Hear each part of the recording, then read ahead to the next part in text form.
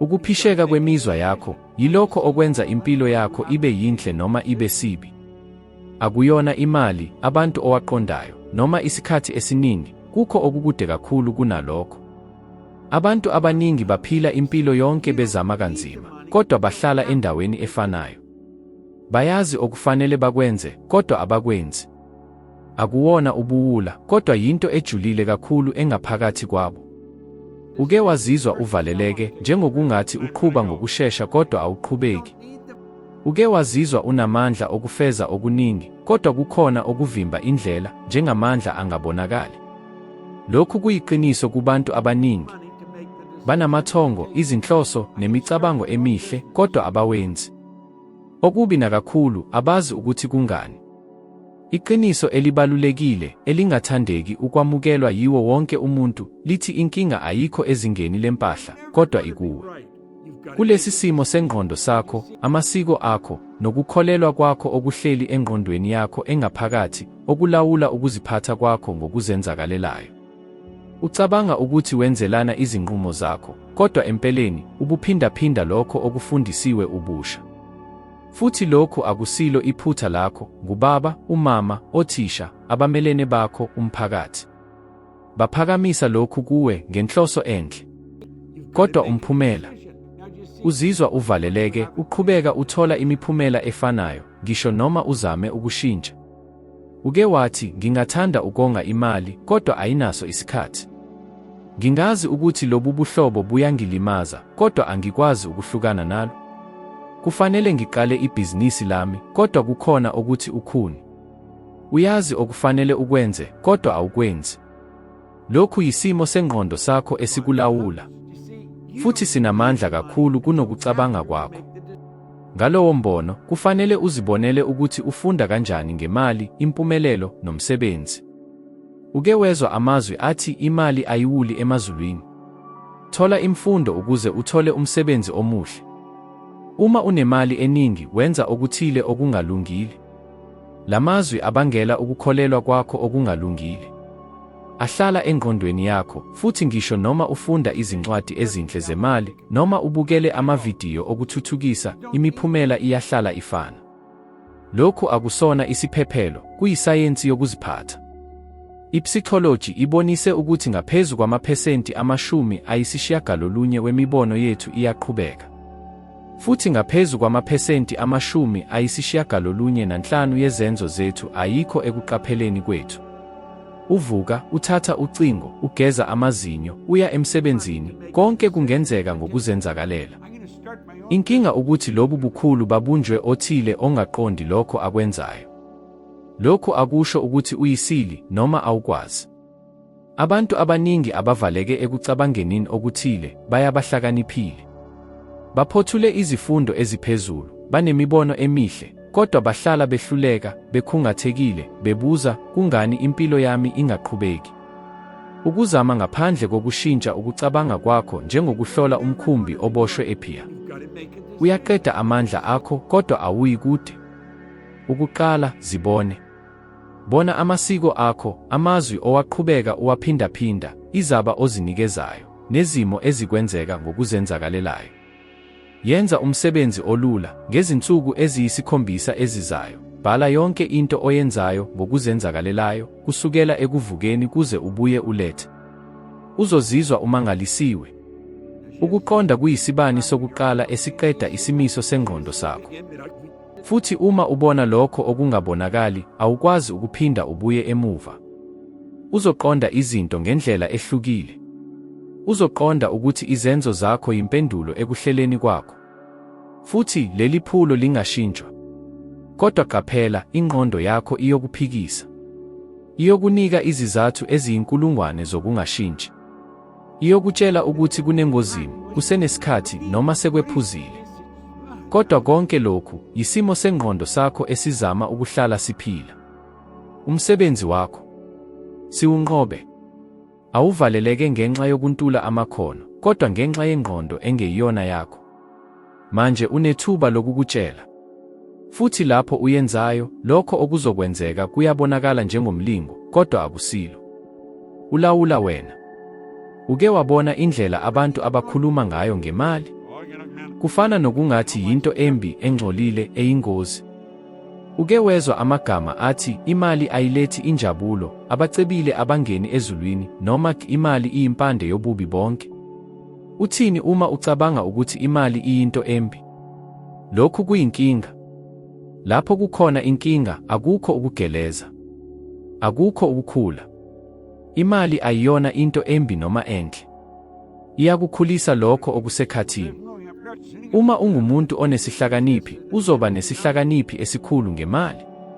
Inkinga ayikho emalini, kodwa kukumuntu ngokwakhe.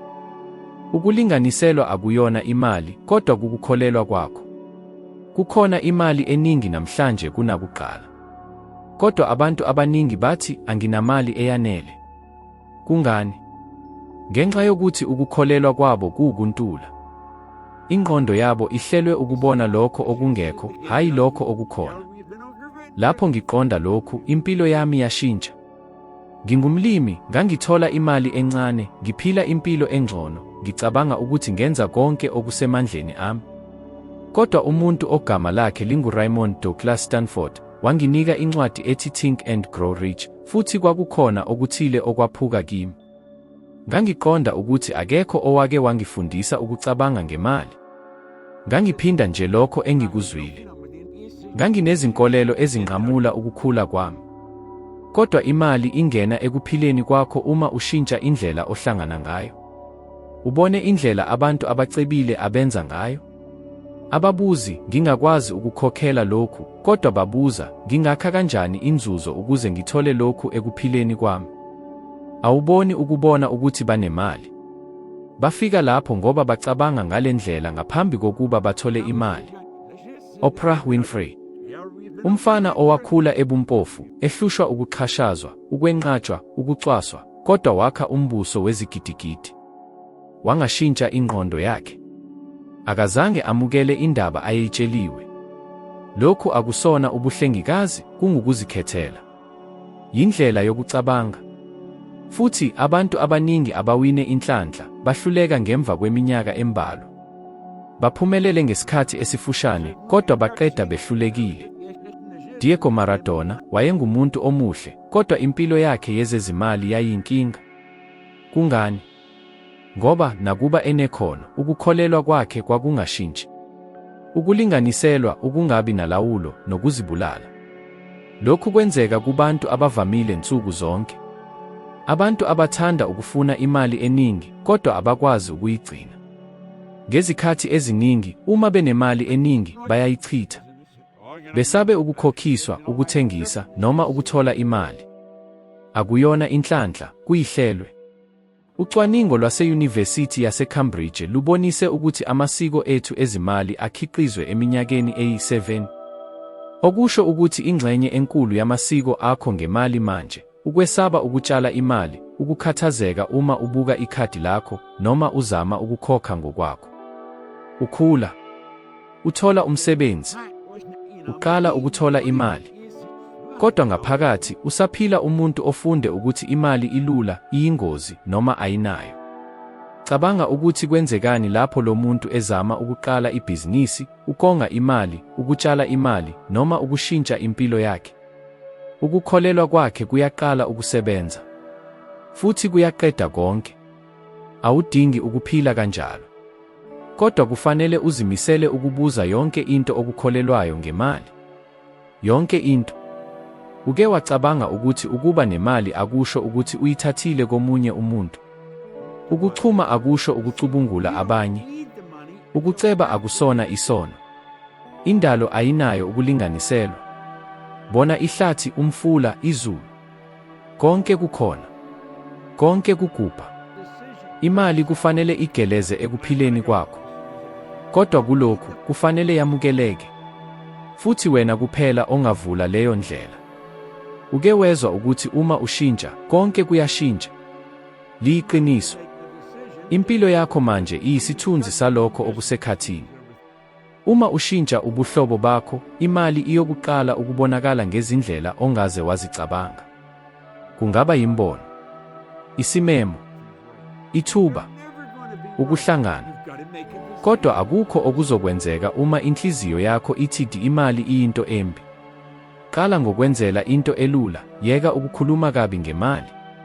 Yenza lokhu, imali ifika kalula futhi njalo kimi. Kungabonakala kuyisihlamba, kodwa akusilo. Ingqondo yakho ikholelwa kulokho okuphindaphindayo ngomzwelo. Uma uphinda okuthile okusha ngamandla anele, indala iqala ukwehla. Awudingi ukwazi ukuthi iza nini noma kuphi. Kufanele ube nesifiso sokucabanga ngendlela ehlukile. Imali ikhona. Ifuna umuntu oyamukela ngokubonga, hayi ngecala. Ngokuthanda, hayi ngokwesaba. Ngokuqonda, hayi ngokunamathela. Uma uthola uxolo ngemali, iyakuphindisela. Futhi leyo yindlela yokuphila okufanele uyiphile. Uyazi ukuthi yini ehlukaniselana nabantu abaqamba ubuthebi nempilo enhle kulabo abaphila impilo engcono. Akuyona ubuhlakani. Akuyona inhlanhla. Futhi akusona isilinganiso somsebenzi. Kungukuthatha izinqumo futhi ubathathe ngokushesha. Abantu abaningi badinga isikhathi esiningi. Bacabanga kakhulu. Bayalinda kakhulu. Bafuna ukuqiniseka ngokuphelele ukuthi kuyophumelela ngaphambi kokuba benze. Leyo ngqiniseko ayikaze ifike. Bahlala bekhuthazelwa, bevaleleke ekuhlaziyeni, ukungabaza nokwesaba. Isikhathi siyadlula. Amathuba adlula. Impilo iyadlula. Konke kuyahlala kunjalo. Abantu abaphumelelayo bathatha izinqumo ngokushesha futhi bashintsha kancane. Abalindi konke. Abadingi ukuqonda konke. Babela izinqumo kuqala. Indlela ivela kamuva. Angikhulumi ngobuqili. Angikhulumi ngokucacile. Ukwazi ukuthi ufunani ngamandla amakhulu, ukuthi ukungabaza akukho. Inkinga ukuthi abantu abaningi abazi ukuthi bafunani. Futhi ngalokho bayadinga. Bayaphuza, bayavala. Uma ufuna okuthile ngempela, uzokukhetha. Ngisho noma unesaba. Ngisho noma ungenamali. Ngisho noma ungazi ukuthi uzozenza kanjani. Uma unquma ngokuqinile, izulu liyaqonda. Abantu abalungile bayaqala ukuvela. Imicabango iyakuqala ukuvela. Imali iyakuqala ukufika. Kodwa akukho okwenzeka kuze kube khona isinqumo. Angisoze ngakhohlwa lapho ngithola khona uPhil Goldfein. Wayekhathazekile emsebenzini, ethola imali encane, engenalo ithuba. Kodwa wayenomfutho. Kukhona okusho ukuthi angenza okuningi. Wangithinta ngemva kokufunda incwadi ethi You Were Born Rich, futhi wabuza, ucabanga ukuthi ngingakwazi ukushintsha lokhu konke? Ngathi, ungakwazi. Kodwa uma unquma ukwenza kanjalo. Wahlala imizuzu embalwa. Wacabanga. Waphefumula. Wathi, kulungile. Nginquma manje. Lokho kwakukuqala kwakho konke. Wayengazi ukuthi uzozenza kanjani. Kodwa wayazi ukuthi ufunani. Namhlanje ungumkhiqizi ophumelelayo onenhlamvu ye-Oscar. Impilo yakhe yashintsha ngokuphelele. Kungani? Ngoba waqondisa. Okwenzekayo uma unquma ngokuqinile ukuthi ingqondo yakho ishintsha umkhuba. Uyakuqala ukucabanga, ukuzwa, nokwenza njengokungathi usuyithole. Futhi lokhu kuyashintsha konke. Ngenxa yokuthi ngokunamandla uzifaka kulowo mkhuba ofuna ukumthola. Lokhu akusona ukukhuluma okuhle, kuyisayensi. Konke e-universe kuguquka. Imibono yakho ihlala igula. Imizwa yakho ihlala igula. Futhi lokho ofunayo nakho kuguquka. Inkinga ukuthi abantu abaningi bacabanga ngereality abayibonayo, hayi ngereality abafuna ukuyenza. Bavaleleke, bafuna ukufika endaweni ehlukile. Lokhu akunakwenzeka. Awusoze ufike lapho ufuna ukufika khona uma ucabanga njengomuntu ovele ehlupheka, ebesaba noma esedlule. Imicabango iyona ndlela enamandla kakhulu yamandla. Iyadlula isikhathi nendawo. Ihlanganisa. Iyakha. Wedjar Mitchell, umkhulu weNASA, wenza uphenyo lwemicabango yesikhathi eside ngelanga. Futhi bayithole ukuthini? Ukuthi umcabango womuntu ungathinta izinto kude. Lokhu akusona ukukholelwa, kuyisayensi. Uma isayensi isuke isukuqinisekisa, kungani siqhubeka siziphatha njengokungathi imicabango yethu ayibalulekile? Ngoba sisuke sigcinwe ukukholelwa kuphela kulokho esingakubona, ukukuthinta nokukulinganisa. Kodwa lokho okukubonayo manje yisithunzi salokho owacabanga ngakho izolo. I-reality yakho ayiyona imbangela, iyimbangela. Uma ufuna ukushintsha impilo yakho, udinga ukushintsha indlela ocabanga ngayo. Lokhu kuqala ngento elula kodwa ejule, ukuphela ukucabanga njengomuntu lapho ukhona. Futhi uqale ukucabanga njengomuntu osefikile lapho ufuna ukufika khona. Yilokho kungani lapho umuntu ethi, ngingaqala uma nginemali, ngingatshala imali uma ngithola ithuba elifanele, ngingaqala ibhizinisi uma ngizizwa ngilungile, akukho okwenzeka. Ngoba le micabango ivela ekuntuleni, ivela ekulindeni. Futhi lokho umuntu akufunayo kugubha ngokwenqubo, isenzo nethemba. Kufanele uqonde, akusona imali emeletha isinqumo. Yisinqumo emeletha imali. Akusona isikhathi esifanele esenza ukuthuthuka. Yisinyathelo esenza isikhathi esifanele. Ukuqala ukushintsha kuyakuqala. Umphumela uvela kamuva. Uke wacabanga ngomuntu futhi ngesikhathi esifanayo, lo muntu ukubiza. Lokhu kuyinto enhle. Uye wamthola. Futhi uyakuthola. Kwenzeka njalo? Manje cabanga ukuthi uyakwenza lokhu ngokwazi. Cabanga ukuthi ubeka imicabango yakho emkhubeni walokho ofuna ukukhipha. Kodwa kukhona into ebalulekile, kufanele ube ochwepheshe. Ukukhuluma ngokuthi ngifuna imali eningi kufana nokuqalisa ijisi ngaphandle kokubeka indawo. Uthola imali yebhange futhi sekuphelile unemali eningi. Kodwa lokhu kuyasombulula impilo yakho? Cha. Kufanele uthi ngempela lokho ofunayo. Ubani? Nini? Kuphi? Uzozizwa kanjani? Lokhu kunikeza isimo esimibono. Lokhu kuchaza umkhuba. Ngangicabanga ngokungacacile. Ngangithi ngingathanda ukuthola imali eningi. Kodwa izulu aliphenduli ngezinto ezingacacile. Ngangihlala phansi ngaloba ngeminingwane engangifuna ukuyithola, lapho engangifuna ukuyithola khona, nokuthi ngizozizwa kanjani lapho ngiyithola. Futhi ngaleso sikhathi kukhona okwashintsha. Kungekho ngaphandle kwami. Ngaphakathi. Umkhakha ushintshile.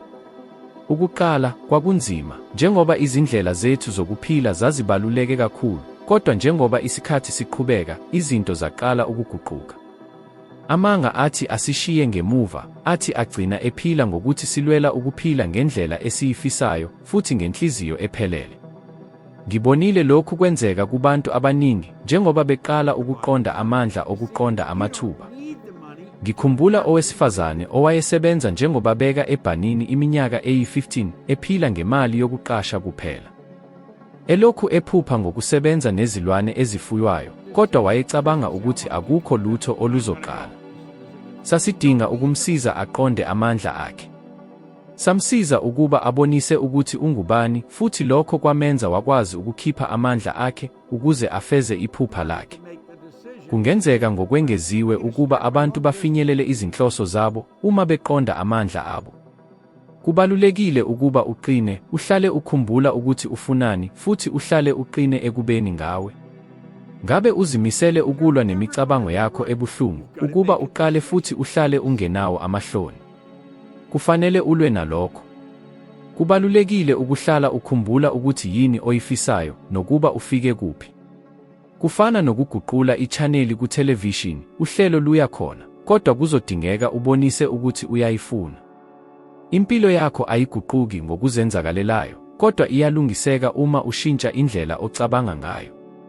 Abantu abaningi baphila njengabantu abagcina abalandeli babo, benza okuvamile, bekhokha izikweletu, bephila kuphela, kodwa abaphili ngokugcwele, njengabalingisi abaphambili, abakaqondisi indaba yabo, kodwa belandela umkhondo obhaliwe abanye, esikhathini esidlule.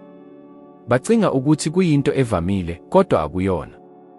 Akuwona umsebenzi, kuwukuziphakamisa, futhi awuzange uza emhlabeni ukwenza lokho, kodwa ukudala, ukuqondisa, ukuba ngumlingisi ophambili wendaba yakho.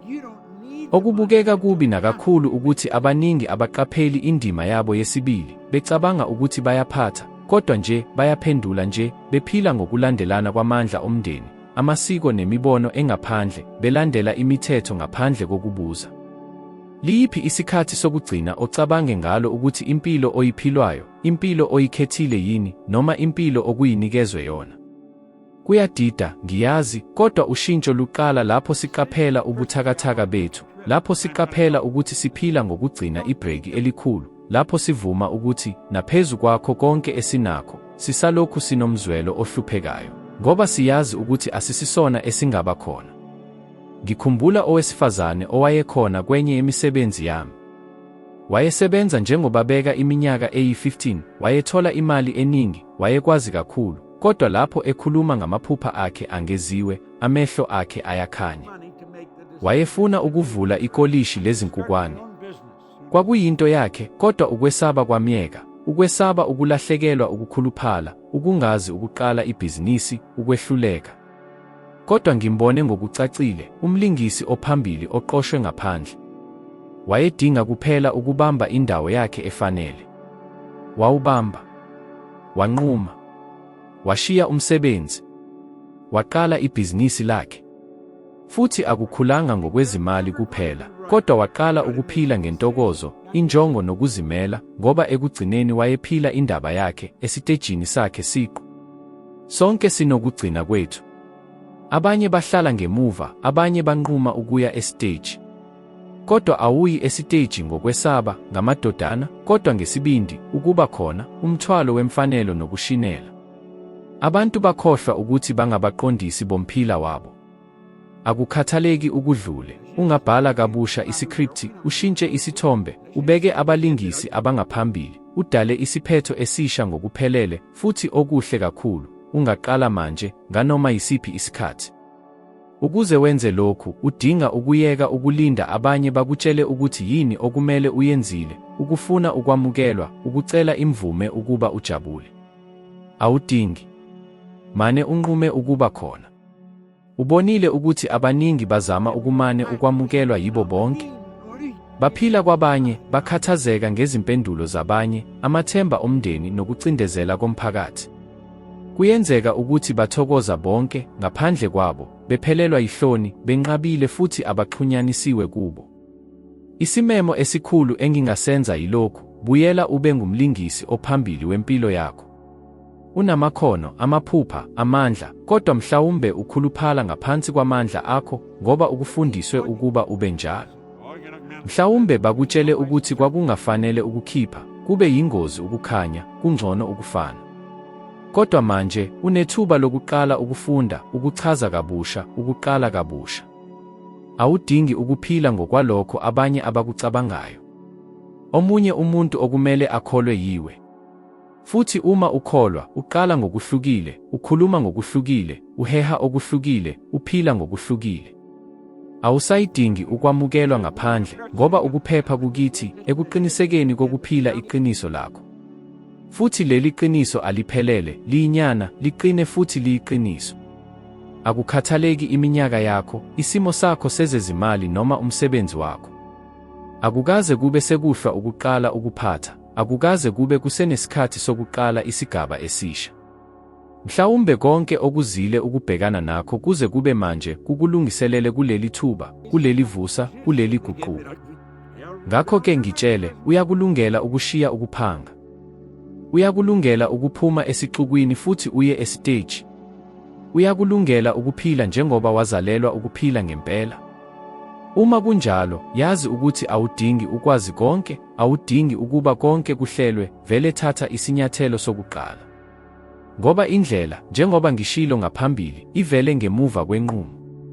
Le ndlela, umngani wami, iyiyo kuphela efanele, ngoba iyiyo kuphela lapho unguwe, ugcwele, ukhona futhi uphila. Awusiye umlingisi, awukaze ube khona. Wena ungumlingisi ophambili, ubelokhu ungumlingisi ophambili. Udinga nje ukukhumbula nokwenza njengalokho. Ubonile ukuthi abantu abafuna ukushintsha impilo yabo ngokuvamile yilabo abesaba kakhulu ukukhanya. Baphupha okukhulu, bafuna inkululeko, impumelelo, ukuhlangabezana, kodwa bazama ukufihla. Abakhulumi lokho abakucabangayo, ababonisi ukuthi bangubani, ababelani ngezinhlelo zabo, imibono yabo, umbono wabo. Kungani? Ukwesaba ukwahlulelwa, ukugxeka, ukwehluleka, ukubonakala ngathi bayisithukuthuku. Lokhu ukwesaba nje ukubonwa, kubopha izigidi ekuphileni okulinganiselwe. Ungaba neqonga elikhulu kakhulu, ulwazi oluqhubekayo kakhulu, iphupha elikhulu kakhulu, kodwa ngaphandle kwesibindi sokuzibonakalisa, akukho lutho oluyenzeka. Izwe alibuyikeli labo abafihla, kodwa labo abanesibindi sokuzibonakalisa, ngisho noma bezamazama.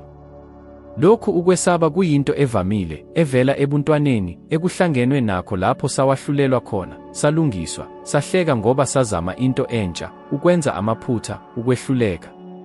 Sifunde ukuzivikela, ukuqina, ukuthi singaphazami, ukulinda abanye beze kithi. Kodwa abazuki. Akekho ongakwazi lokho onakho uma ungazibonisi wena. Ucabanga ukuthi yingakanani impilo yakho evaliwe ngokuzikhuthaza? Zingaki izikhathi ezidlulile ngokulinda isikhathi esifanele? Zingaki izinyango ezingakaze zivuleke ngenxa yokwesaba ukushaya? Ngiliphilile lokhu.